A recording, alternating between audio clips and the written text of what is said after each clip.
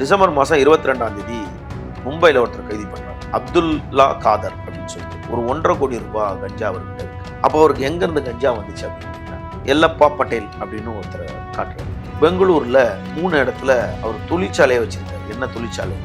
போதைப் பொருள் தயாரிக்கும் தொழிற்சாலையா வச்சிருக்காரு.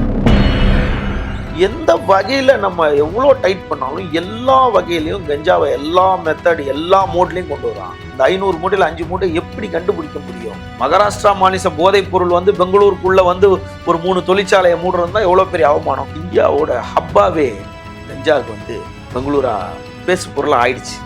ராஜநகரம்னு ஒரு நேஷனல் ஹைவே, அந்த ஹைவேஸ்ல இருந்து தமிழ்நாடு பெங்களூரு மற்ற ஸ்டேட்டுக்கெல்லாம் கொடுத்து விடுது. அங்கங்க வீடு வாடகைக்கு எடுத்து இந்த ராஜநகரத்தில் இந்த ஸ்பெஷல் டிவி பிடிச்சதுக்கு அப்புறம் பார்த்தாதான் இந்த ரேணுகா யாருன்னு தெரியுது. வெளியூர்ல இருந்து வர கதவுகள் 10 விதமான கதவுகள் இருக்கு. அதுல இப்போ ஒரு 4 விதமான கதவுகள் அடைபட்டுருச்சு. இப்படி மொத்தமா கைது பண்ணும்போது தான் அவங்களுக்கு தெரிய சிக்கினது. மெரிபா பன்னீர் soda, I trust Meriba. King TV நேயர்களுக்கு வணக்கம். இன்றைய சிறப்பு நிகழ்ச்சியில் நம்முடன் இணைந்திருக்கிறார் பத்திரிகையாளர் விமலேஸ்வரன் அவர்கள். வணக்கம் சார். சமீபத்துல 2 நாட்களுக்கு முன்னாடி பிரபல நாளிதழ்கள்ல ஒரு பரவலா ஒரு செய்தி வந்துச்சு. பெண் தாதா கைது அப்படின்னு சொல்லிட்டு தமிழகத்துக்கு இவங்கதான் போதை வஸ்துக்கள்லாம் சப்ளை பண்றாங்க அப்படின்ற நியூஸ் பெரும்பாலும் பேசப்பட்டது. தமிழகத்துக்கு எப்படி சார் போதை பொருட்கள் உள்ள வருது? அது நேத்து சுகாதாரத்துறை அமைச்சர் தமிழகத்தில் 0% கஞ்சா அப்படின்னு சொன்னாரு. அதுக்குள்ள நம்ம விமர்சனம் பண்ணல. ஆனா சபாநாயகர் ஒரு பிரஸ் மீட்ல சொன்னாரு, கஞ்சா எங்கேயுமே தமிழகத்துல இல்லைன்னாரு. அதை நம்ம ஒரு வகையில ஏத்துக்கணும். என்ன ஏத்துக்கணும்னா, தமிழ்நாட்டில் எங்கும் கஞ்சா பயிரிடுவதில்லை. அதை நம்ம ஏத்துதான் ஆகணும். அதற்காக எதையாவது ஒரு ஸ்ட்ரீட் ரவுடி கொஞ்சம் கஞ்சா வாங்கிட்டு வீட்டு மொட்டை மாடியில் ஒரு தொட்டியில போட்டு ஒரு செடியை வளர்த்து அதை ஒரு இன்ஸ்டாகிராம் போட்டு அது மூலியமா கைது செய்யப்பட்டதெல்லாம் கொண்டு கதை சொல்லக்கூடாது. ஏக்கர் கணக்கில் இல்லை விவசாயம் பண்ணது கிடையாது. அதெல்லாம் அடியோடு அழிக்கப்பட்டது. இப்போ கஞ்சா எப்படி வருது? நீங்க எந்த செய்தியை படிச்சீங்களோ அதே செய்தி தான் நானும் படித்தேன். அதாவது டிசம்பர் மாதம் 22ஆம் தேதி மும்பையில் ஒருத்தர் கைது பண்றாங்க. அப்துல்லா காதர் அப்படின்னு சொல்லிட்டு மும்பை போலீஸார் அவர் கைது பண்றாங்க. கைது பண்ணோன்னா அவர்கிட்ட பார்த்தா ஒரு 1.5 கோடி ரூபாய் கஞ்சா அவர்கிட்ட இருக்கு. உடனே 1.5 கோடி ரூபாய் ஒரு எல்லைக்கு மேலே போகும்போது காவல்துறையால் விசாரிக்க முடியாது. அவன் மகாராஷ்டிரா மாநில போதைப் பொருள் தடுப்பு பிரிவு கிட்ட கொடுக்குறாங்க. உடனே அந்த கேஸ் அவங்க எடுத்து ஹேண்டில் பண்ணி அவர் விசாரிக்கிறாங்க. அப்போ அவருக்கு எங்கேருந்து கஞ்சா வந்துச்சு அப்படின்னு கேட்குறாங்க. உடனே அவர் என்ன பண்ணுறாரு, அடுத்து ஒரு நபரை சொல்கிறாரு. அதாவது பெங்களூரில் இருக்க பிரசாந்த் எல்லப்பா பட்டேல் அப்படின்னு ஒருத்தரை காட்டுறாரு. உடனே மகாராஷ்டிரா போதைப்பொருள் தடுப்பு பிரிவு அதிகாரிகள் இந்த பிரசாந்த் எல்லப்பா பட்டேலை போயிட்டு பிடிக்கிறாங்க. பிடிச்சு அவர்கிட்ட விசாரணை பண்ணும்போது பெங்களூர்ல 3 இடத்துல அவர் தொழிற்சாலையை வச்சிருக்காரு. என்ன தொழிற்சாலை? போதைப் பொருள் தயாரிக்கும் தொழிற்சாலையை அவர் வச்சிருக்காரு. அப்போ அவரை கூப்பிட்டு விசாரிச்சு பெங்களூர் போலீஸார்கிட்ட கூப்பிட்டு அவரை இந்த மாதிரி அவங்களால கண்டுபிடிக்க முடியும். அதாவது மற்ற ஸ்டேட்ல போய் அவங்களால கண்டுதான் பிடிக்க முடியுமே தவிர அரெஸ்ட் பண்ண முடியும். அதை சீல் வைக்கிறதுக்கு அவங்களுக்கு அதிகாரம் கிடையாது. அப்போ பெங்களூர் போலீஸார் அதை சீல் வைக்கிறாங்க. அந்த இதை அடுத்து தொடர் சம்பவம் பார்த்தீங்கன்னா, கிறிஸ்மஸுக்கு ஒரு 2 நாட்கள் முன்னாடி ராமேஸ்வரம் மண்டபம் பகுதியில் ஒரு வில்லேஜுக்குள்ள ஒரு வீட்டில் 564 கிலோ கஞ்சாவை தமிழக போலீஸார் பிடிக்கிறாங்க. பிடிச்சு ஐபிஎஸ் அவர் தலைமையில் ஸ்பெஷல் டீம் போட்டு 22ஆம் தேதியிலேருந்து ஒருத்தர் கண்காணிக்கிறாங்க. 23ஆம் தேதி அவர் என்ன பண்ணுறாருன்னு பார்க்குறாங்க. அப்போ ஒரு வீட்டில் 1/2 டன்னுக்கு மேலே 564 கிலோ கஞ்சாவை ஒரு வீட்டில் அப்படியே மொத்தமாக சீஸ் பண்ணிடுறாங்க. அப்போ தான் தெரியுது இவங்க இங்கே கொண்டு தம் பண்ணிடுவாங்க. தம் பண்ணிட்டு எப்பப்பெல்லாம் இலங்கைக்கு எடுத்துகிட்டு போக முடியுமோ அப்போ ஒரு பார்சலாக இலங்கைக்கு கொண்டு போகிறதுக்காக அதை 10 kilo 10 kilo 10 kilo 50 kilo 20 kilo இப்படி எப்பப்பெல்லாம் லோட் பண்ணி கொண்டு போக முடியுமோ அப்போ லோட் பண்ணி கொண்டு போகிறதுக்கு வச்சுருக்காங்க. 564 கிலோ பிடிச்சது ஒரு பெரிய பாராட்டக்கூடிய விஷயம். 564 கிலோன்னா 1/2 டன்னோட ஜாஸ்தி. அதை காவல்துறை பிடிச்சிச்சு. ஆனால் எத்தனை டன் போயிருக்கு அதுவும் காவல்துறையால் புள்ளி விவரங்கள் சொல்ல முடியல. ஆனால் காவல்துறை என்ன சொல்லுது, அந்த ஐபிஎஸ் பேட்டியில் என்ன சொல்றாரு, பொதுவா இந்த இதை யார் இங்க கொண்டு வந்து வச்சாங்க, இது யாரு உதவுனாங்க, இது இந்த மாதிரி விஷயங்களை மட்டும்தான் நம்மளால பிடிக்க முடியுது. இதுக்கு யாரு முக்கியமா இருந்து வேலை செய்யறாங்கன்றத நம்மளால பிடிக்க முடியல அப்படின்னு ஒரு ஐபிஎஸ் அவங்களதான் தெரியல. எந்த வகையில நம்ம எவ்வளவு டைட் பண்ணாலும் எல்லா வகையிலையும் கஞ்சாவை எல்லா மெத்தட் எல்லா மோட்லயும் கொண்டு வரான். அதாவது மிளகுல வச்சு கொண்டு வரான், மஞ்சத்தூள்ல வச்சு நடுவுல வச்சு கொண்டு வரான், மிளகாயில கீழேயும் மிளகாய் கொட்டிடுறான், மேலேயும் மிளகாய் கொட்டிடுறான், நடுவுல கஞ்சா வச்சு ஃபுல்லா கொண்டு வந்துடுறான். அப்போ ஒரு லாரியிலே எதுலயோ ஒரு ஃபுல்லா மிளகா லோடு வருதுன்னா 500 மூட்டை வருதுன்னா 500 மூட்டையில 5 மூட்டையில மிளகு கஞ்சா வச்சிருக்கான்னா அந்த 500 மூட்டையில 5 மூட்டை எப்படி கண்டுபிடிக்க முடியும்? உள்ள பேக் பண்ணி இப்படியெல்லாம் அவன் மோட் ஆஃப் டைப்ல கொண்டு வந்துட்டு இருக்கான் அப்படின்னு ஐபிஎஸ் சொன்னார். இந்த விஷயம் ஏன் பெருசா பேசப்படலன்னா மறுநாள் கிறிஸ்மஸ்ன்றனால இது பெரிய லெவல்ல பேசப்படாம போயிடுச்சு. அது பெரிய சாதனை பாராட்டக்கூடிய விஷயம். அந்த டீமை அப்படியே கட் பண்றான். அந்த பெங்களூர்ல பிரசாத் எல்லப்பா பட்டேல் வந்து 3 தொழிற்சாலையை முடக்குறாங்க. அந்த 3 தொழிற்சாலை மூலியமா அங்கிருந்து அப்படியே ஸ்பையா இன்வெஸ்டிகேட் பண்றாங்க மகாராஷ்டிரா போலீஸ், பெங்களூர் போலீஸ் சேர்ந்து. அப்போ ஆந்திரா மாநிலம் விஜயநகரம்னு ஒரு இடம். அந்த விஜயநகரம் மாவட்டத்தை சேர்ந்த காடே ரேணுகான்னு ஒரு பொண்ணு, 28 வயது பெண்ணு. இந்த பெண் வந்து பெங்களூர் ஐடி நிறுவனத்துல முன்னாள் ஐடி ஊழியரா பணிபுரியும். ஆக்சுவலா இவங்க தான் அந்த பெண் தாதா அப்படின்னு சொல்லிட்டு அங்க கைது செய்யப்பட்டிருக்காங்க. இவங்களோட நோக்கம் என்னன்னா உயர் ரக கஞ்சாவை வாங்கி சப்ளை பண்ணணும். அதுக்கு இவங்க என்ன பண்றாங்க அப்படின்னா, நம்ம ஐபிஎஸ் ஐஜி வந்து இன்டர்வியூ கொடுத்தாரு. கஞ்சா வந்து எல்லா மோட்லயும் நாங்கள் ஸ்டாக் பண்ணியிருக்கோம் அப்படின்னா, அதாவது ஒடிசா மாநிலம் டாப் ஸ்டேஷன், அது வந்து ஹில்ஸ், பெரிய ஹில்ஸ்ல அங்க மேல வந்து பாலிமேலான்ற ஒரு இடம். அந்த ஹில் ஸ்டேஷனுக்கும் அப்படியே பக்கத்துல சித்திரகொண்டான்னு ஒரு இடம். இந்த 2 இடத்துலயும் பழங்குடியினர் தான் இருப்பாங்க. இந்த பழங்குடியினர் கிட்ட 1 கிலோ கஞ்சாவை 5000 ரூபாய்க்கு பர்ச்சேஸ் பண்ணிட்டு வராங்க. 5000 ரூபாய்க்கு பர்ச்சேஸ் பண்றது தான் இந்த ரேணுகாவோட வேலை. இதுக்கு இந்த ரேணுகா யாரை பயன்படுத்துதுன்னா, அவங்களோட 2 அசோசியேட் வச்சிருக்காங்க. ஒருத்தர் பேர் சூர்யா, ஒருத்தர் பேர் காளிதாஸ். இவங்க 2 பேரையும் வச்சுட்டு ஒரிசால பர்ச்சேஸ் பண்றாங்க. ஒரிசாலேருந்து நீங்க கீழே கொண்டு வருதுன்னா, இந்தியாவில் வந்து ஒரு பெரிய செக் போஸ்ட் அப்படின்னா இந்தியாவில், அதாவது நேஷனல் ஹைவேல போற லாரிங்க டிரைவருங்களுக்கு மட்டும்தான் தெரியும். இந்தியாவின் பெரிய செக் போஸ்ட், அதாவது இன்று காலை நின்னா நாளை சாயந்தரம் தான் அந்த செக் போஸ்ட்ல இருந்து வண்டி பாஸ் ஆகக்கூடிய செக் போஸ்ட். அவ்வளோ சூழ்நிலைகள் இருக்கும், அவ்வளோ செக்கிங் இருக்கும். அந்த மாதிரி செக்கிங் எப்படின்னு கேட்டா, நீங்க ஆந்திரா விஜயவாடா தாண்டா இச்சாபுரம்னு ஒரு 450 கிலோமீட்டர்ஸ் ஃபாரஸ்ட் இருக்கு.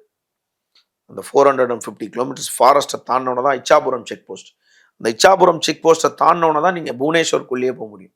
புவனேஸ்வர் தான் ஒடிசாவோட கேபிட்டல்.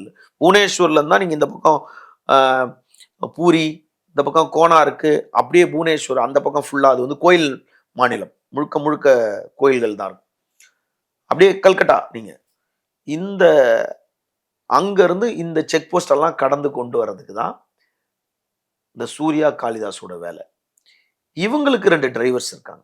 இப்போ இந்த ரேணுகான்றது ஆந்திரா மாநிலம் விஜயநகரத்தை சேர்ந்தவங்க, மாவட்டத்தை சேர்ந்தவங்க.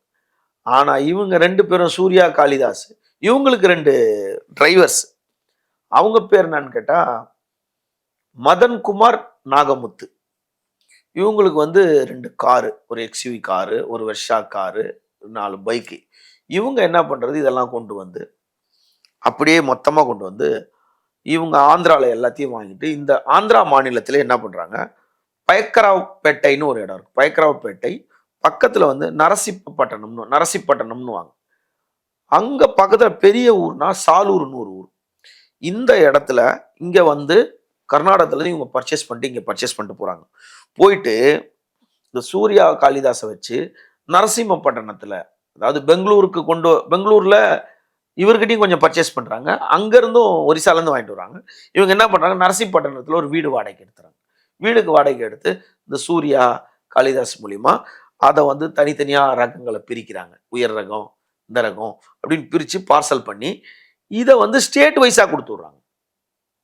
இப்படிதான் அவங்க தமிழ்நாட்டுக்குள்ள இப்போ இவனுங்க தமிழன், இப்போ அவங்களுக்கு ரேணுகாக்கு எப்படி தெரியும் தமிழ்நாட்டில், அப்போ இது மூலியமா கோயம்புத்தூருக்கு கொடுத்து, கோயம்புத்தூர் மூலியமா கோயம்புத்தூர் கொடுக்கறது, இது இல்லாமல் இப்படி சிலோனுக்கு கடத்துறதுக்கு உண்டான ஒரு பெரிய திட்டமிடுதல். அதுதான் அந்த மாதிரி பல வாடகை வீடு வந்து அவங்க எடுத்து வச்சிருக்காங்க.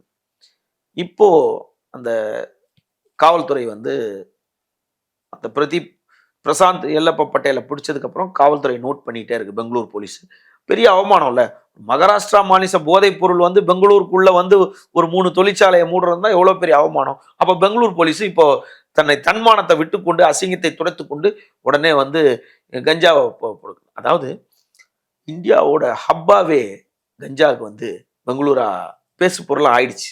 உடனே என்ன பண்றாங்க, இந்த டிரைவர் மூலியமா, இந்த மதன்குமார் நாகமுத்து மூலியமா ஆந்திரால வந்து ராஜநகரம்னு ஒரு நேஷனல் ஹைவே இருக்கு.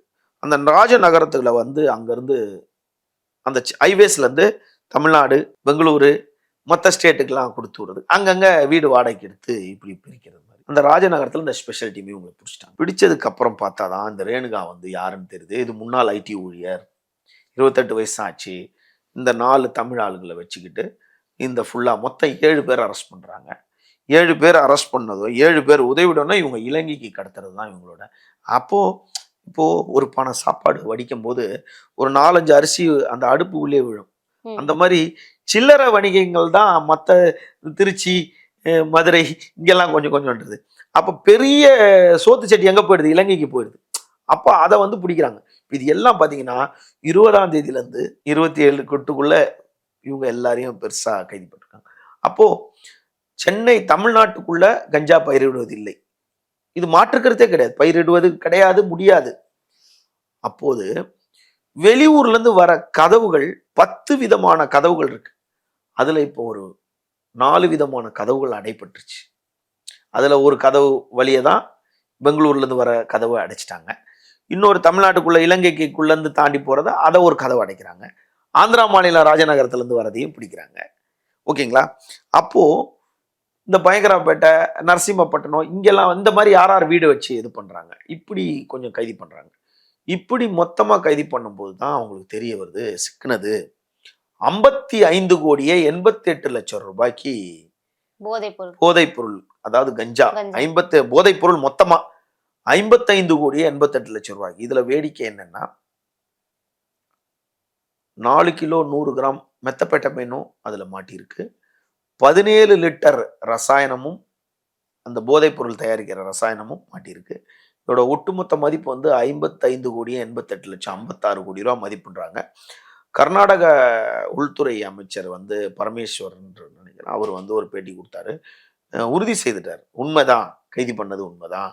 ஆகஸ்ட் மாதம் வந்து எங்கள் முதல்வரோட தொகுதியான மைசூர்ல கூட ஒரு போதைப் பொருள் தொழிற்சாலையை மூடினாங்க, சீல் வச்சோம். ஆனால் நீங்கள் நினைக்கிற மாதிரி 56 கோடி ரூபாய்க்கெலாம் வேல்யூ இல்லை, 1.5 கோடி ரூபாய் வேல்யூ தான். அது எங்ககிட்ட மேனுஃபேக்சரிங் பண்ணி முடியலை, மேனுஃபேக்சரிங் மெட்டீரியல் தான் வந்துச்சு, அதை நாங்கள் ரெடி பண்ணி போதை மதுவாக மாற்றலை அப்படின்னு ஈயம் பூசின மாதிரியும் ஈயம் பூசாத மாதிரியும் அவர் ஒரு கதை சொன்னார். ஆனால் அவங்க ஊரில் மாட்டினது, சீல் வச்சது உலகத்துக்கே தெரிஞ்சிச்சு. இப்போ தமிழ்நாட்டுக்கு வரக்கூடிய வழிகளில் ஒரு 4 வழிகள் அடைக்கப்பட்டுச்சு. இப்போ தமிழ்நாட்டுக்குள்ளே எப்படி கஞ்சா வருதுன்னு நீங்கள் கேட்டதுக்கு உண்டான விவரங்களை இப்போ 7 பேர் கைதி, தமிழகம் முழுவதும் உயர் ரக கஞ்சா, இது எல்லாம் பிடிச்சது யாருன்னு கேட்டால் மகாராஷ்டிரா காவல்துறை. கைது செய்யப்பட்டது ஒரு சிலர் வந்து பெங்களூர் காவல்துறை, சிலர் வந்து ஆந்திராவில் கைது செய்யப்பட்டிருக்காங்க. அதே மாதிரி தமிழ்நாட்டில் இப்போ நீங்கள் வெளியே எடுத்துட்டா கஞ்சா புழக்கம் அப்படின்றது வந்து ஏதோ 2021 திமுக ஆட்சி அமைஞ்ச உடனே கஞ்சா தமிழ்நாட்டுக்குள்ள வந்ததும் ஆகும். அந்த ஜூன் மாசத்துக்கு முன்னாடி இங்கே கஞ்சானா என்னன்னே தெரியாத, எவனுக்கும் தெரியாத மாதிரியும் அப்படிலாம் பேசுறது வந்து, அப்படி பேசினா கீழே போடுவான், நீ திமுக சொம்பு அப்படின்னு போடுவான். நம்ம யாருக்கும் சொம்பு கிடையாது. இருந்தாலும் என்னன்னா கஞ்சா வந்து பல நாட்களா இருக்கு, வெளிக்கொண்டு வந்திருக்காங்க. அந்த காலத்துல 40 வயசுக்கு மேல 50 வயசுல இருக்கவங்க கஞ்சா குடிக்கிறவங்க அங்கங்க இருந்தாங்க, குடிசை பகுதியிலையும். இன்னைக்கு எல்லா லகத்திலையும் அடிக்கிறாங்க. ஆனா ஐக்யூ லெவல் கூடுது. 20 வயசுல போன் பார்த்துட்டு இருந்தோம், 7 வயசு பையன் 5 வயசு பையன் போனை நோண்டுற மாதிரி இன்னைக்கு கஞ்சா புழக்கம் வந்து கல்லூரி, பள்ளி அந்த லெவலுக்கு இறங்கி வந்ததுனால தெரியப்படுதே தவிர அப்போது தமிழ்நாட்டில் பயிரிடப்பட்டது, இன்னைக்கு தமிழ்நாட்டில் கிடையாது. அப்போ கஞ்சா எல்லா இடத்துல இருந்தும் வழியே வந்து காவல்துறை எவ்வளவோ அடைக்கப்பட்டுக்கிட்டு இருக்கு. சில இடத்துங்கள்ல அந்த சோற்றுப்பானை வடிக்கும் போது ஒரு சில அரிசி அந்த அடுப்புல விழுற மாதிரி எங்காவது ஒரு இடத்தில் காவல்துறை அதுல ஈடுபட்டிருக்கலாம். அதனால ஒட்டுமொத்தமா அப்படி சொல்ல முடியாது. பிடிச்சிட்டு தான் இருக்காங்க. அப்படி பிடிச்சதுனால தான் 564 கிலோ கஞ்சா பிடிபட்டிருக்கு. இது போதாது, இன்னமும் பிடிக்கணும். கஞ்சா வந்து தமிழ்நாட்டில் பயிர் இல்லை, அது உயர்த்துக்கிறோம். பட் கஞ்சா இல்லைன்னா இப்போது நம்ம பேசிட்டு இருக்கும்போது கொஞ்ச நேரத்துக்கு முன்னாடி திருவான்மூர் சிக்னல்ல ஒரு கஞ்சாவை பிடிச்சதாக ஒரு ஊடகங்கள்ல செய்தி பார்த்தோம். இன்று காலை வந்து திண்டுக்கல்ல வந்து 4 பேரை கைது பண்ணியிருக்காங்க. 12 கிலோ கஞ்சாவை கைது பண்ணியிருக்காங்க. டிசம்பர் 23, 24 வந்து ராமேஸ்வர மண்டபத்தில் 564 கிலோ பிடிச்சது. அதுவும் நம்ம காவல்துறை தான் பிடிச்சிச்சு. அதுக்கப்புறம் பார்த்தீங்கன்னா திருத்தணியில் செப்டம்பர் 12 ஒரு 3 கிலோ கஞ்சா, அதையும் நம்ம காவல்துறை தான் பிடிச்சிச்சு. அதுக்கப்புறம் திருத்தணியில் டிசம்பர் 26 ஒரு டேப்லெட் 360 டேப்லெட்டும் கொஞ்சம் கஞ்சாவையும் நம்ம காவல்துறை தான் பிடிச்சிச்சு. வாணியம்பாடியில் 28 2 நாட்களுக்கு முன்னாடி கொஞ்சம் கஞ்சாவையும் நம்ம காவல்துறை தான் பிடிச்சிச்சு.